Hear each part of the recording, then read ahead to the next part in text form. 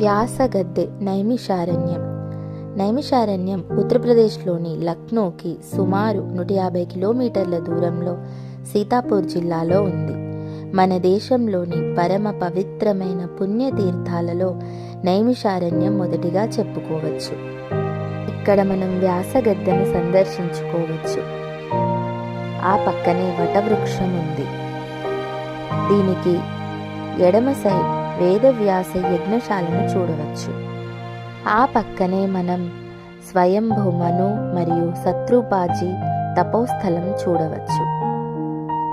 దాని వెనుక సైడ్ మనం స్వయంభూ మను ద్వారా బ్రహ్మజ్ఞానం ఉపదేశించిన స్థలాన్ని చూడవచ్చు. పురాణాల ప్రకారం మన మొదటి మానవుడు మనువు. అసలు మహాభారతాన్ని రచించిన ప్రదేశం పురాణాలను వివరించిన మొదటి ప్రదేశంగా చెప్తారు.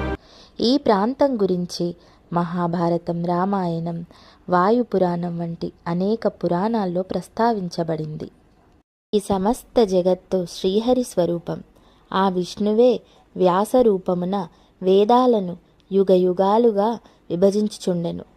ప్రతి ద్వాపర యుగంలో శ్రీహరి వ్యాసరూపుడై జగద్హితుడై వేదమును అనేకములుగా విభజించెను. ఆ వ్యాసుడు మహావిష్ణువు తేజోంశమే. ఈ వైవస్వత మన్వంతరంలో వేదము 28 సార్లు విభజించబడింది. 28 మంది వేదవ్యాసులు గతించారు. మొదటి ద్వాపర యుగంలో బ్రహ్మనే వేద విభాగాలు చేశారు. అలా ఇప్పటి వ్యాసుడు కృష్ణద్వైపాయనుడు. హితము కొరకు కృష్ణద్వైపాయనుడు వేదరాశిని 4 భాగాలుగా విభజించాడు. అదే ఋగ్వేదం, యజుర్వేదం, సామవేదం, అథర్వణ వేదం. ఇప్పుడు మహాభారతం, భాగవతం, 18 పురాణాలను రచించాడు. ఆయన సప్త చిరంజీవులలో ఒకరు. వశిష్ఠ మహర్షి కుమార్